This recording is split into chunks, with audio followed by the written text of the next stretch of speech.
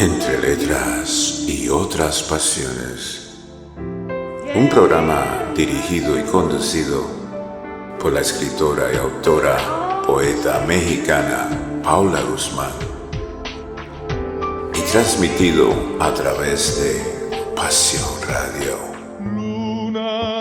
Seduciendo tus sentidos.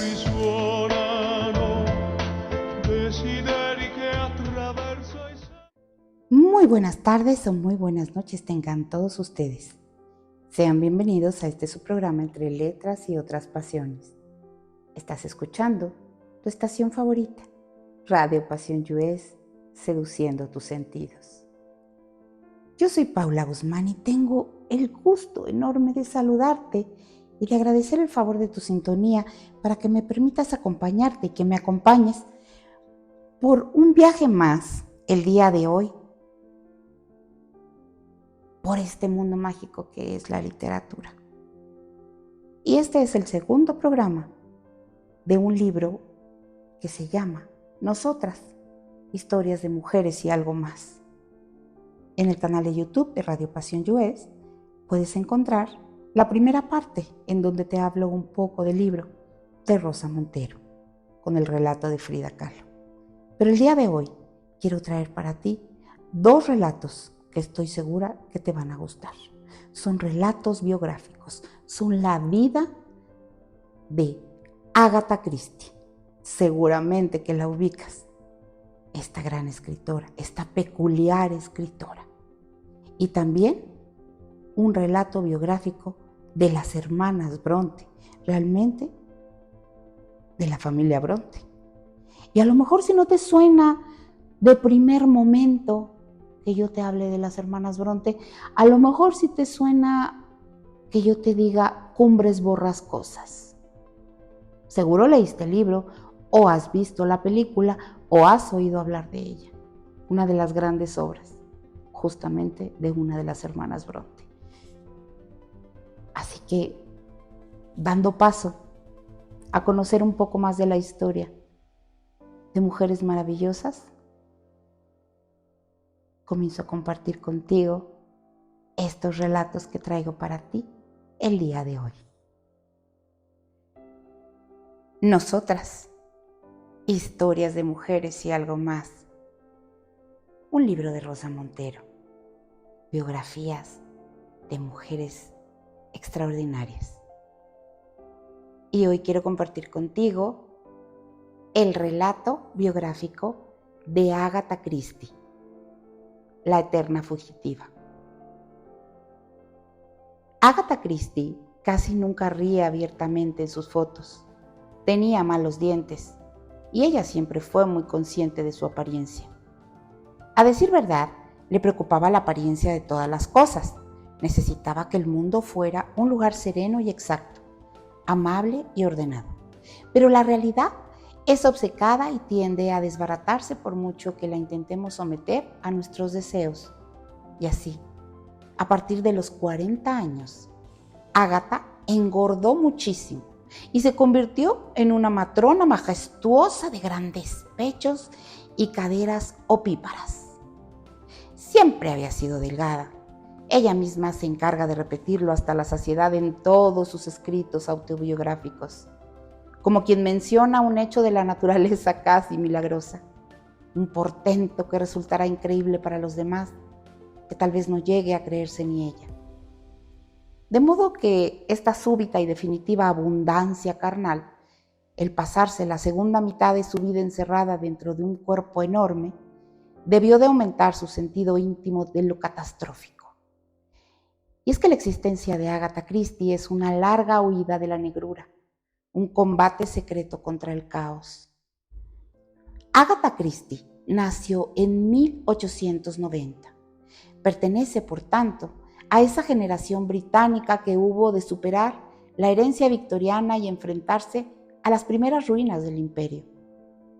El victorianismo había construido una visión del mundo tan firme y definida como un cubo de plomo. Todo estaba en su lugar, todo tenía un porqué. La realidad era perfectamente comprensible. Belleza y ley eran equiparables. Este sueño de exactitud se hizo 1000 pedazos a finales del siglo XIX. Darwin explicó que la divina previsión no había creado a los humanos y animalitos tal y como éramos, sino que nuestra evolución había estado marcada por saltos casuales y arbitrarios. Se descubrieron los gérmenes, dañinas partículas invisibles que, de costumbres erráticas, de manera que las enfermedades dejaron de ser un castigo o una prueba de Dios para convertirse en una cuestión de mala suerte. Y para colmo, en medio de toda esa inseguridad y de tanta mudanza, Einstein lanzó en 1905 su teoría de la relatividad, proclamando que ni siquiera el tiempo y el espacio eran fiables. Entraba arrolladoramente el siglo XX, con todo su horror, su desorden, sus guerras. La colosal estructura inmóvil del victorianismo se hundió con estertores marinos de Titanic. Los herederos de la era victoriana se apresuraron a dar fe de este naufragio.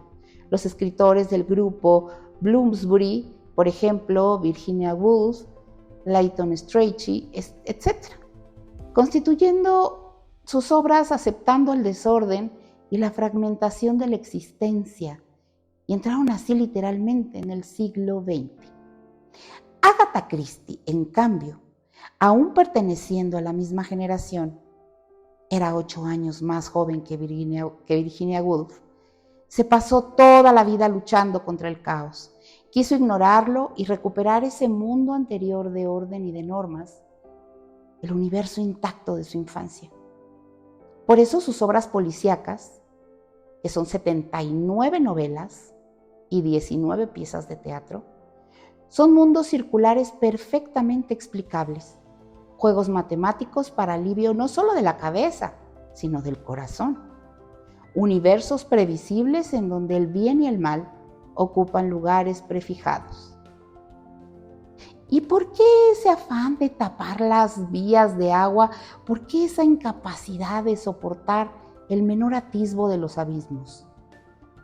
¿Quién sabe lo que nos hace ser a cada uno lo que somos? Herencias de carácter, peripecias tempranas.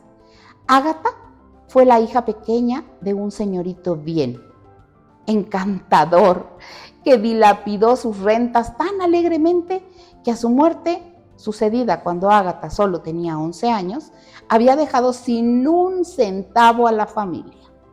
Y así, a una edad muy temprana, la futura escritora se enfrentó a la orfandad, la ruina y el amor asfixiante de una madre posesiva y depresiva que la tuvo y que tuvo que hacerse cargo de ella desde entonces. Era el monstruo de la oscuridad asomando la garra. Agatha Christie conocía bien a ese monstruo interior, a ese perseguidor del que huyó durante toda su existencia. En su autobiografía cuenta con pulso certero un recuerdo espantoso de su infancia. Unas vacaciones en Francia, un paseo en verano y un guía amabilísimo que para hacerle un regalo a Agatha, por entonces de 5 o 6 añitos de edad, atrapa una hermosa mariposa, la atraviesa con un alfiler y la clava como adorno en el sombrero de paja de la pequeña. Durante horas, en ese tiempo elástico e interminable de la niñez, el grupo pasea por el campo mientras la mariposa aletea desesperadamente, agonizando en el ala de la Pamela. La niña, Agatha Christie, chiquita, paralizada por el horror, no es capaz de llorar o de decir nada. Solo sufre locamente con la locura del sufrimiento ajeno. Esa mudez, esa imposibilidad de afrontar lo terrible, volverá a devorarla años más tarde en el episodio más famoso y emblemático de su vida, su desaparición. Agatha se casó en mitad de la Primera Guerra Mundial con Archie Christie, un piloto de aviación atlético y seductor, pero inmaduro y a lo que parece bastante estúpido. Archie le dio el apellido de Christie. Antes Agatha se llamaba Miller, Agatha Miller, y fue el padre de su única hija, Rosalind. Vivieron además unos años juveniles y fogosos, porque hay que decirle que Agatha tenía un temple aventurero, o sea, tenía su punto. y siempre estuvo dispuesta a dejar a su hijita en manos de la abuela para alargarse un año con su marido a dar la vuelta al mundo, bañarse en las aguas sulfurosas de Canadá, porque además era una estupenda nadadora, y hacer surf en Hawái sobre unas pesadas tablas de madera. Su primera novela, El misterioso asunto en Styles, ya con Poirot, fue publicada en 1920 y obtuvo un considerable éxito. El mundo parecía un lugar perfecto. Pero el perseguidor andaba cerca. La relación con Archie comenzó a estropearse. A él solo le interesaba jugar al golf. Agatha, que siempre intentó ser la esposa ideal, y la hija ideal, y la vecina ideal, y está dicho que para ella el mundo tenía que ser un lugar confortable y convencionalmente delicioso, aprendió también a jugar golf para acompañar a su marido, pero se aburría de una manera insoportable. Con todo, ella jamás hubiera roto la relación. Eso era algo que por entonces no se hacía, y menos aún lo hubiera hecho ella, tan dispuesta a cerrar los ojos frente a la oscuridad, tan preparada para suplir con su imaginación aquello que no le gustaba, tan acostumbrada a fingir frente a sí misma, manteniendo la boca cerrada. No se le ven los dientes rotos, y si no se ven, no existen. El desastre comenzó con la muerte de la madre de Agatha, Clara, la posesiva Clara. Falleció de repente. La escritora, deprimidísima, se fue a la mansión familiar a poner orden, y ahí, claro, esta la atrapó el caos. Era la casa de la infancia, pero ahora desierta, destrozada, con los techos cayéndose, las habitaciones clausuradas y los salones llenos de los trastos polvorientos que algún muerto usó. El egoísta de su marido, Archie, a quien desagradaban todo tipo de problemas, se trasladó a vivir a su club de Londres y solo apareció unos meses después para decir que se había enamorado enormemente de una tal Nancy Neal, una señorita con la que jugaba al golf y que se quería separar de Agatha. Y bueno, este fue el pobre golpe final para esta mujer. Agatha Christie desapareció de la noche del 3 de diciembre de 1926.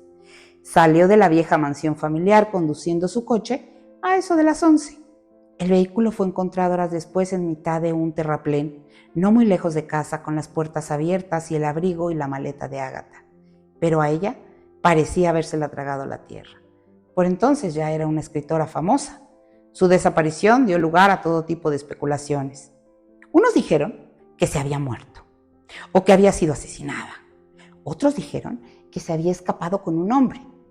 Muchos pensaron que se trataba de una maniobra publicitaria o de una extravagante broma de la escritora que intentaba demostrar así, de manera práctica, la viabilidad de alguna de sus tramas de novela, el modo de desaparecer sin dejar huella. La encontraron 11 días después, el 14 de diciembre, en el Hotel Hydropathic de Harlottage, un balneario muy decente. Fue a la hora de cenar cuando Agatha bajó de la habitación para ir al comedor. Archie, avisado por la policía, se acercó a ella. La escritora le miró como quien no acaba de reconocer la cara del portero, pero le permitió graciosamente que le acompañara hasta la mesa. Había perdido por completo la memoria. Había huido, sí, pero también se había fugado de sí misma. Llevaba 10 días instalada en ese hotel, tomando los baños, jugando a las cartas con otros huéspedes y comentando con ellos el extraño caso de la escritora desaparecida. Se había registrado con el nombre patético de Teresa Neal, el mismo apellido de su rival golfista, como si fuera su hermana, el mismo apellido de la amante de su marido. Y el día 11 de diciembre, preocupada al ver que no recibía ninguna correspondencia, insertó un anuncio en el diario The Times. Amigos y parientes de Teresa Neal, pónganse en contacto con ella. Naturalmente no recibió ninguna respuesta porque ese nombre era inventado. En su gruesa autobiografía no aparece ninguna referencia a este episodio. Le debía asustar demasiado. Tampoco hay ninguna mención a Nancy Neal, la amante de su marido. De hecho, no llegó a hablar en público en toda su vida del extraño asunto de su amnesia tampoco. Recibió ayuda psiquiátrica y con el tiempo fue reconstruyendo lo sucedido, pero al parecer nunca recuperó por completo la memoria de aquellos días. En los libros de Agatha Christie jamás queda una pista por aclarar, un eslabón por engarzar, una pieza por encajar, pero pese a todos sus desvelos, pese a esos conjuros literarios con los que intentó protegerse de la fatalidad, en la vida real sí se produjo una ausencia, un borrón, una fisura. Siempre tuvo que arrastrar dentro de sí esas horas sin recuerdo, ese agujero negro en donde anidaban su miedo y su locura, lo que la gente llama locura, que tal vez consista en un agudo terror a no ser, en el desentendimiento del mundo y de uno mismo. En los 6 libros serios que Agatha escribió con el seudónimo de Mary Westmacott, aparece insinuada esta inquietante intuición de que la realidad es discontinua. Son unas novelas sentimentales sin trama policíaca y con un estilo llano y poco cuidado, pero la escritora consideraba que eran lo mejor de su producción. Ausente en primavera, la obra preferida de Agatha Christie, narra precisamente la crisis de una mujer convencional, burguesa y en apariencia feliz, que súbitamente comprende que su existencia no es lo que ella creía que era, o sea, que advierte de pronto las fisuras del mundo, esos desgarrones de la realidad y que Agatha estaba tan empeñada en remendar y en ocultar, porque Agatha Christie se pasó la vida ocultando cosas, disimulando defectos, alterando virtudes, construyendo de sí misma un conmovedor personaje imaginario. De hecho, fue una gran farsante, una sutilísima impostora. Fingía, por ejemplo, un aspecto de completo y sereno dominio sobre la existencia, incluso de frialdad y desapego, cuando en realidad era una mujer llena de fuego y de terrores. Aparentaba no darle ninguna importancia a su literatura y considerarla un divertimiento modestísimo, pero era una escritora de vocación intensa, que luego defendía sus obras fieramente. Falsificaba su sonrisa sin dientes y a partir de los 63 años intentó evitar que le hicieran más fotos.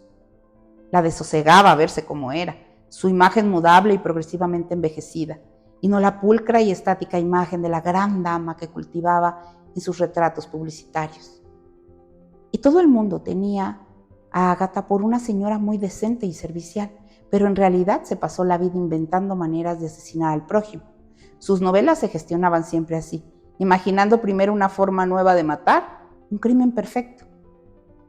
Fue tan hábil y persistente Agatha Christie en el cultivo de los diversos fingimientos que probablemente se engañó a sí misma y desde luego llegó a confundir a sus biógrafos. Janet Morgan, por ejemplo, que escribió un buen libro sobre Agatha Christie, dice que ella no era una persona intelectual, aunque con 80 años Agatha aún leía y comentaba agudamente a personas como Freud, Jung, etc. Y que era una señora convencional y provinciana. 2 adjetivos que parecen bastante inapropiados para definir a una mujer aventurera que amaba viajar y viajó mucho, capaz de vivir durante meses en una tienda de campaña en el desierto, ya sea de Siria o de casarse en segundas nupcias con un hombre 15 años más joven que ella. Y todo esto en una época y un medio social en donde tal comportamiento tenía un elevado coste.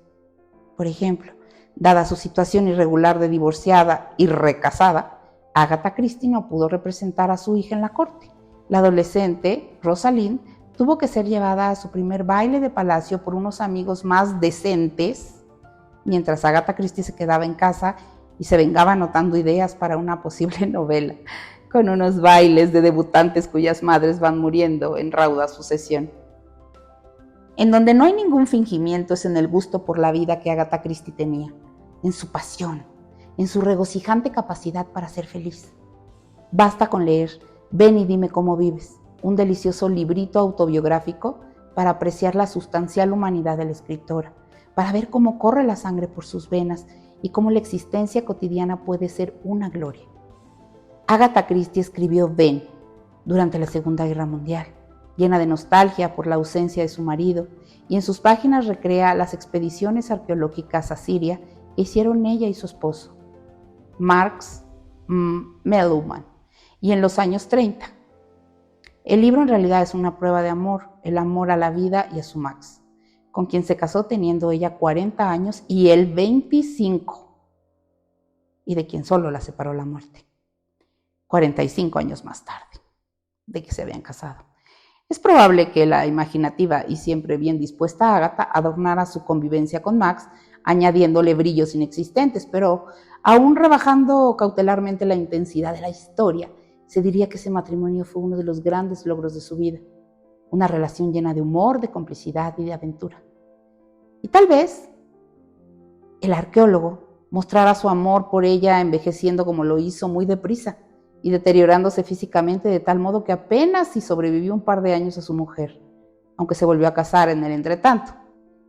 La Agatha Christie que aparece reflejada en Ven y dime cómo vives es la que a mí más me gusta, porque es extravagante, glotona y divertida. Sentada en su bastoncilla en las excavaciones arqueológicas, sus abundantes carnes embutidas en un digno traje de seda y florecitas que resulta incongruente en mitad del desierto. Es la misma insospechada Ágata que para comprar una bañera se metía con abrigo y sombrero dentro de la que había en el escaparate de la tienda, porque esas cosas había que probarlas previamente. O la Ágata que, al igual que su alegre y vividor padre, derrochó su dinero hasta el punto de atravesar por complicados apuros económicos. Esa es la mujer, en fin, capaz de sentarse a las 8 de la mañana en una colina de minúsculas flores amarillas, en la frontera de Turquía, y embeberse en la contemplación de las azulosas montañas del horizonte. Decía, se trata de uno de los momentos en los que da gusto estar vivo. Eso decía ella. Escribiría 15 años después recordando esa escena con esa frase. Y es que Ágata pertenecía a ese tipo de personas que saben que la verdadera sustancia del vivir reside en instantes como ese.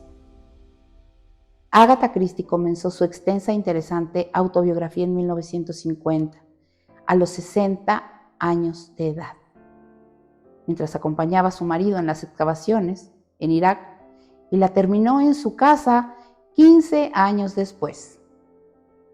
En un emocionante epílogo dice que pone punto final a sus memorias, porque ahora, alcanzados los 75 años, parece el momento adecuado para detenerse, en lo que a la vida respecta. Esto es todo lo que hay que decir, dijo ella. Ágata, que había sufrido muy de cerca la vejez senil de sus abuelas, tenía miedo de un final semejante.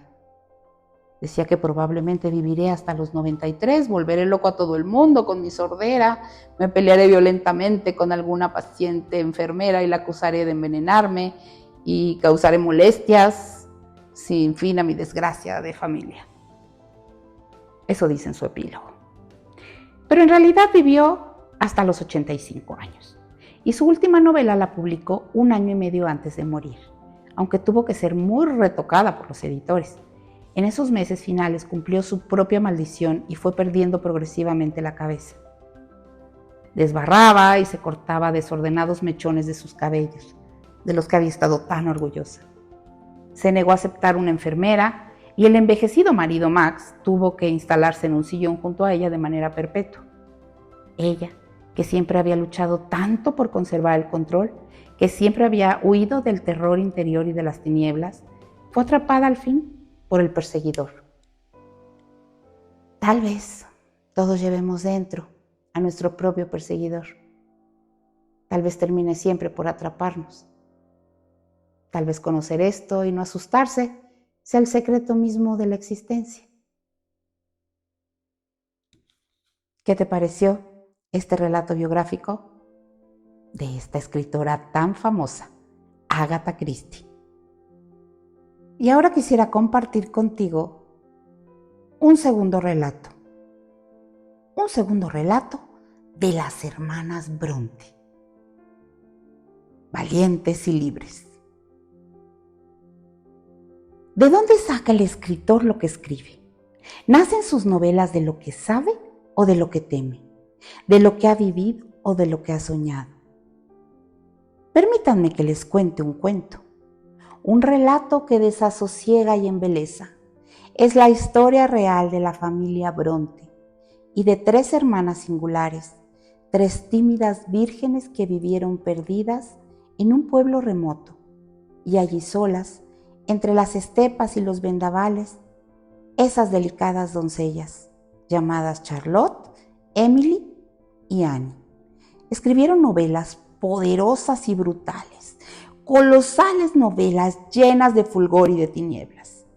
Como en los cuentos de hadas, las 3 hermanas triunfaron al final por medio de un portento, pero en su caso lo prodigioso no consistió en que una fea rana se convirtiera en príncipe, sino que unas significantes solteronas a las que nadie escuchaba rompieran su silencio súbitamente con el tronar de una voz literaria maravillosa.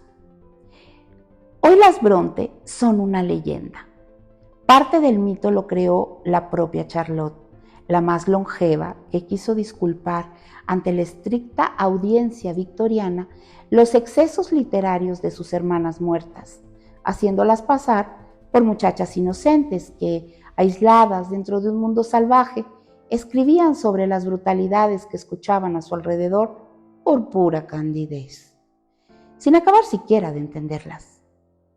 Así se acuñó la imagen de las Bronte, como criaturas doloridas y perdidas en el páramo, animalitos sensibles pero perplejos.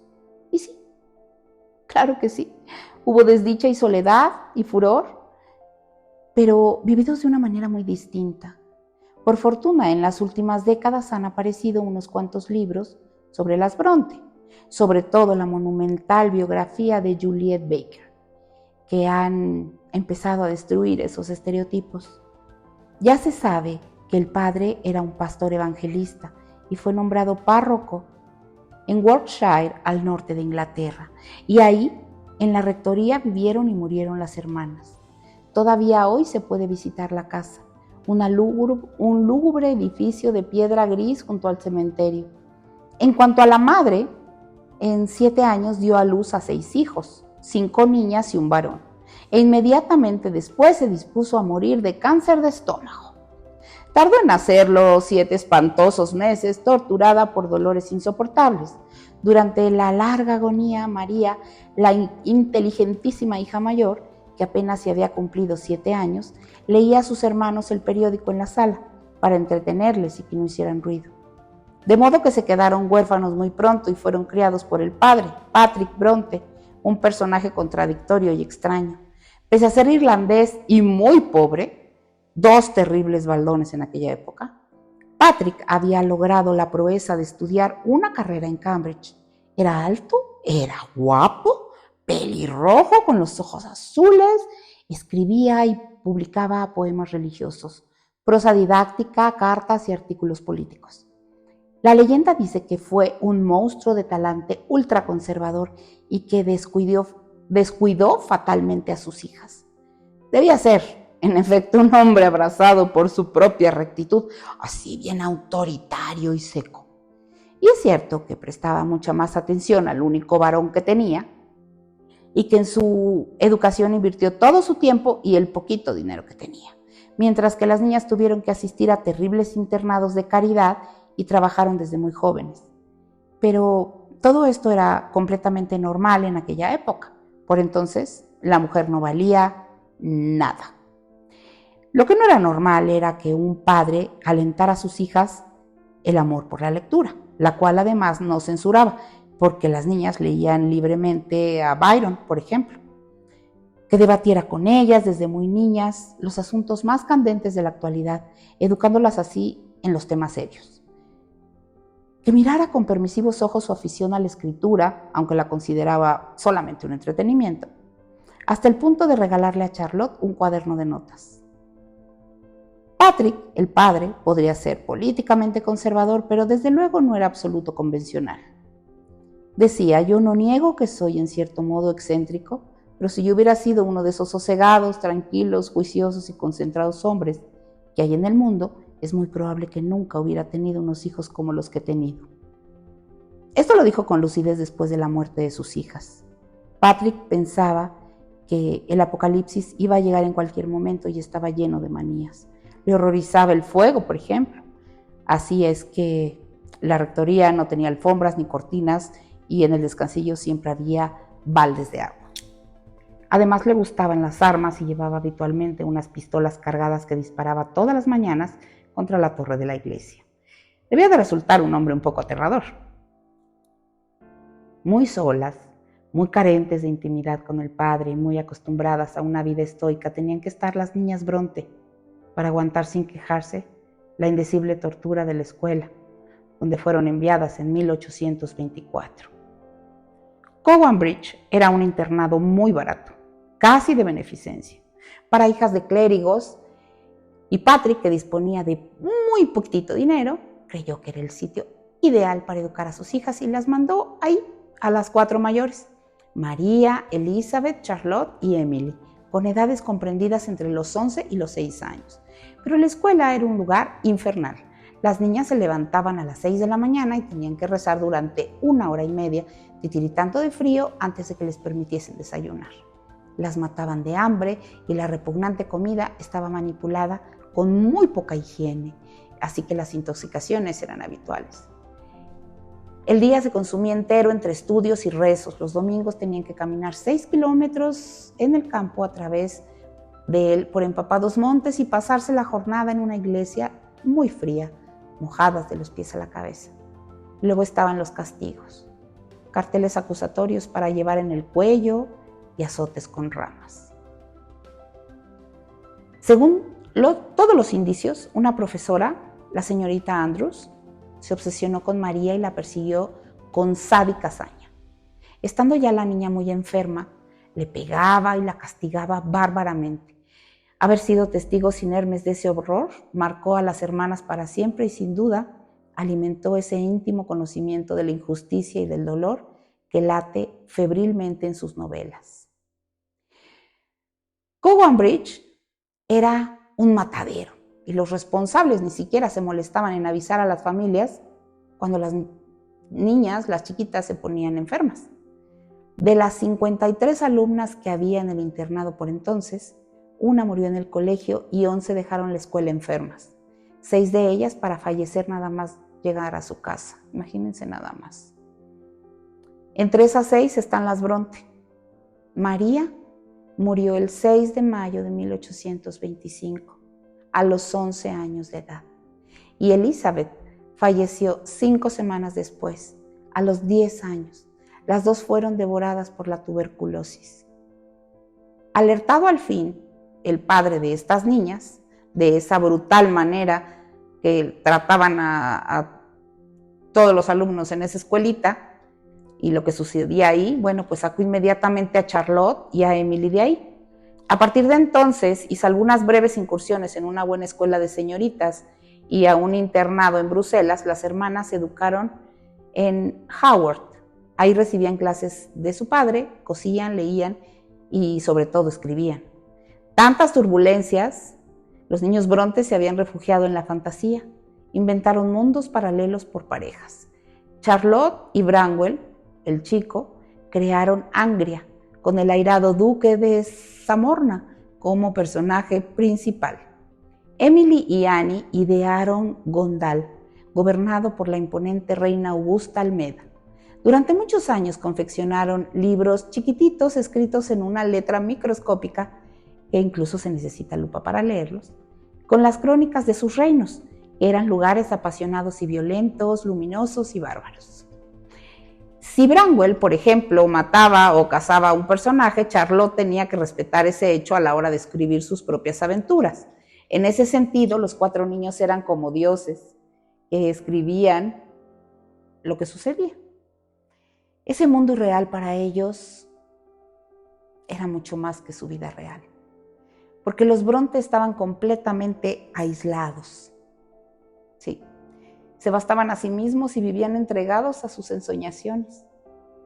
Y no es que Haworth fuera un lugar mortecino y deshabitado, ni mucho menos.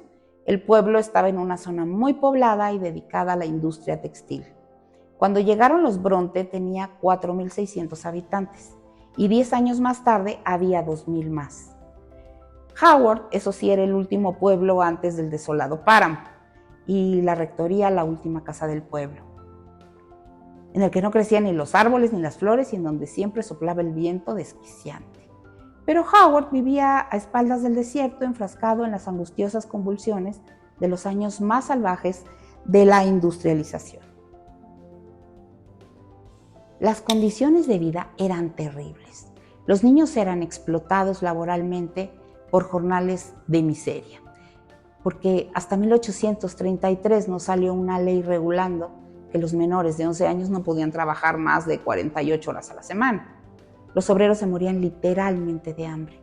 En el pueblo no hubo alcantarillado hasta 1855 y las aguas fecales corrían por las calles. La tuberculosis, el tifus y el cólera eran endémicos. Howard era uno de los lugares más miserables e insalubres de toda Inglaterra. La mortalidad infantil era de 41% y la esperanza media de vida, imagínense nada más, de 25 años. Solo 25 años. Un tercio de los artesanos tejedores habían sido dejados en el paro por las nuevas máquinas y el otro tercio estaban subcontratados. La revolución industrial provocó tanto dolor y tal destrozo que surgieron grupos violentos y radicales que se dedicaron a asaltar las industrias, asesinar patronos y destrozar las máquinas. Algo parecido hizo muchos años después el terrorista norteamericano Una Bomber al atacar objetivos relacionados con la revolución microelectrónica. Estos seres fueron implacables y hasta que, los persiguieron y los ejecutaron. Las carreteras, dicen, estaban manchadas con su sangre. En este mundo de desesperados, pues crecieron las hermanas Bronte. ¿De dónde saca el escritor lo que escribe? Pues de su percepción más íntima de las cosas, de la realidad sustancial que le rodea. Y la realidad entonces allí se manifiesta en toda su crudeza. Hoy la televisión, el cine y los anuncios disfrazan nuestros días con un simulacro de felicidad tonta y vacía. Pero en ese pueblo no había nada de eso. En ese pueblo la existencia consistía en morir con dolor y en vivir con hambre y con miseria. Tal vez por eso los Bronte, la familia Bronte, inventaron los reinos de Angría y de Gondal, y en vez de acercarse al pueblo, preferían perderse en el páramo que empezaba justo detrás de la rectoría. Además había una cuestión de clase. Para los ricos, ellos eran pobres, pero también ellos no querían mezclarse con los obreros. Emily Bronte jamás abandonó Gondal. De hecho, su única novela, Cumbres Borrascosas, porque aquí seguro que conoces esta historia, que es una de las obras maestras de la literatura universal, pertenece por ambiente y tono a las crónicas gondalinas y la escribió con 28 años.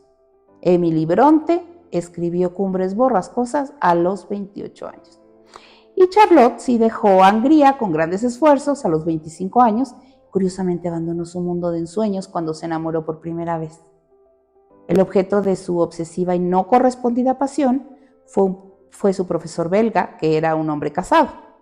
Todos los Bronte, salvo tal vez Annie, parecían ser muy obsesivos.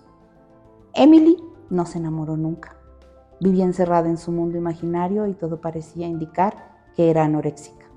No comía nada y, como muchas de las pacientes de ese tipo, era muy inteligente, autoexigente, inflexible y extrema.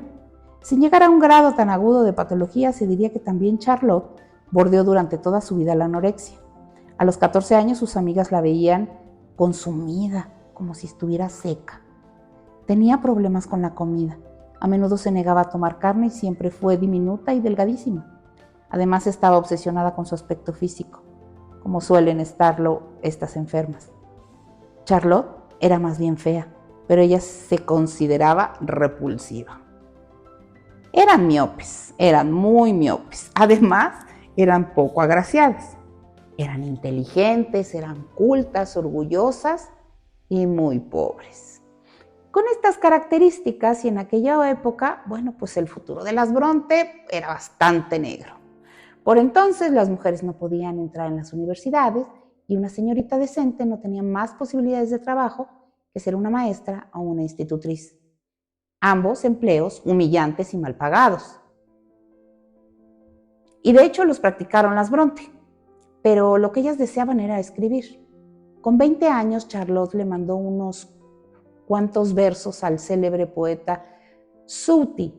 El artista le contestó que eran buenos, pero que la literatura no puede ser el objetivo de la vida de una mujer y no debe serlo. Ese comentario hundió a Charlotte en una de sus grandes depresiones. Ella sabía que como mujer no debía escribir y se esforzaba por resignarse. Decía, he intentado no solo observar todos los deberes que una mujer debe cumplir, sino también sentirme interesada por ello. No siempre lo logro, a veces cuando estoy cosiendo o dando clases, preferiría estar escribiendo. De todos los Bronte, solo el hermano estaba autorizado a plantearse una carrera de artista. La familia lo mimaba y esperaba que fuese un gran escritor o un gran pintor. Pero el hermano de las Bronte, este chico Bronte, es la esencia misma del fracaso, porque aparte era arrogante, egocéntrico y débil. Su vida es una continua degradación. Se plantea escribir, pero no llega a nada. Inicia una carrera como retratista, pero a los 9 meses se da por vencido. Encuentra un trabajo como tutor y le echan por dejar embarazada a una criada. Se contrata como jefe de estación de los ferrocarriles y le despiden porque falta dinero en las cuentas. Consigue otro empleo de tutor y a los 2 años le expulsan por haberse convertido en el amante de la señora. Una mujer casada que le lleva 17 años y a la que él terminará haciendo chantaje. O sea que era una fichita, como decimos en México. Para entonces este personaje, el hermano de las Bronte, está alcoholizado, es adicto al opio, sufre delirium tremens y feroces ataques de violencia. Su padre y sus hermanas se acuestan muchas noches sin saber si llegarán vivos al día siguiente. Imagínense qué miedo, dormir con miedo que te vayan a matar en la noche tu propio hermano, tu propio hijo. En su proceso de autodestrucción, Branwell me recuerda a los colgados de los años 60. A fin de cuentas, era hijo del romanticismo, una de esas épocas de ruptura en las que la humanidad se mira en el abismo. Él se miró y cayó en él. Tiempos de innovación que suelen ser pródigos en drogas. Entre las lecturas del joven Bronte, por ejemplo, estaban los elogios al opio. Y qué barbaridad. Es en estos años terminales y siniestros cuando las hermanas, en un alarde de decisión y fortaleza, se autopublican. Fíjense nada más, qué valentía, ¿eh? Se autopublican sus primeras obras. Un libro de poemas que solo vendió 2 ejemplares. 1, 2, 2. Y en 1847, 3 novelas. La interesante Agnes Grey, de Annie, la hermosa Jane Eyre, de Charlotte, y la magistral obra de Cumbres Borrascosas. Firmaron con los seudónimos de Acton, Ellis y Currer Bell, y nadie ni sus editores sabían que los autores eran 3 muchachas provincianas de 27, 28 y 30 años. Las obras tuvieron un tremendo impacto. Jane Eyre se convirtió en el gran éxito de la temporada, aunque los críticos consideraron que la obra estaba llena de rudeza masculina, grosería y libertad de expresión. Esto último dicho como un insulto. Los críticos fueron aún mucho más agresivos con Annie y sobre todo con Emily, cuyo libro les pareció salvaje, brutal y odioso.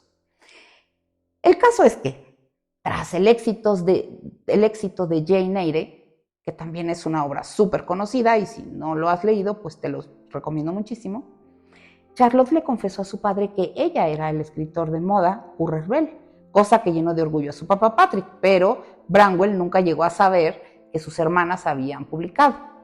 Enfermo de tuberculosis física y psíquicamente deshecho, el hermano murió con 31 años de edad, el 24 de septiembre de 1848, no sin antes contagiar a la esquelética Emily, quien tras la desaparición de su hermano, se negó a comer y a ver al médico.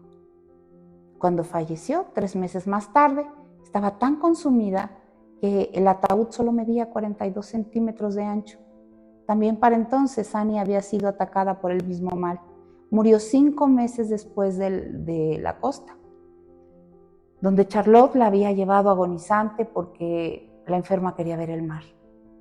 Emily tenía 30 años y Annie tenía 29.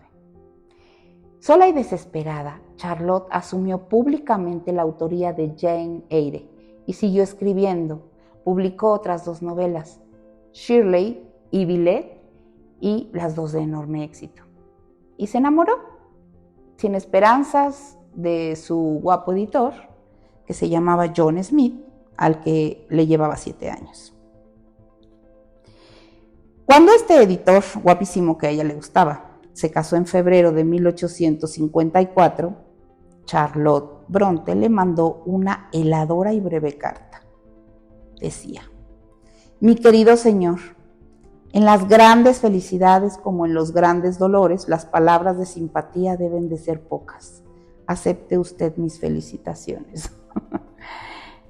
Y al mes siguiente, pues se comprometió ella misma en matrimonio con un señor llamado Arthur Bell Nichols, el joven sacerdote que ayudaba a su padre en la rectoría. Arthur Bell amaba a Charlotte tórridamente, y aunque al principio ella no estaba enamorada, se dejó seducir por la pasión de él. Esto es, le quiso porque la quería. Se casaron en junio de 1854 y los primeros meses de matrimonio fueron como un confitado final de cuento de hadas. Tan feliz parecía Charlotte, tan entusiasmada con su marido, pero ¿qué creen? En enero de 1855, o sea, el siguiente año, pues se puso muy enferma. Al parecer estaba embarazada y muchos creyeron que vomitaba por su condición, pero lo más probable es que se tratara de unas fiebres tifoideas. La sirvienta de los Bronte falleció por entonces con los mismos síntomas. No retenía nada en el estómago y se debilitó rápidamente, por lo cual también se murió. El 31 de marzo falleció recién cumplidos los 39 años. Las Bronte apenas si abandonaron físicamente las estrechas paredes de su casa y el páramo vacío, pero se atrevieron a pensar, a imaginar, a transgredir los límites, y pese a todo, fueron criaturas libres e indomables. Mis días corren veloces a su fin. Esto es todo lo que pido. En la vida y en la muerte, un alma libre y valor para aguantar, escribió Emily en uno de sus últimos poemas. Entre tanto dolor y tanta tragedia, me vienen a la memoria ahora, como si fueran míos, algunos de los recuerdos felices de las Bronte. Annie, el día antes de su estoica muerte, contemplando con sereno embeleso un atardecer glorioso en el mar.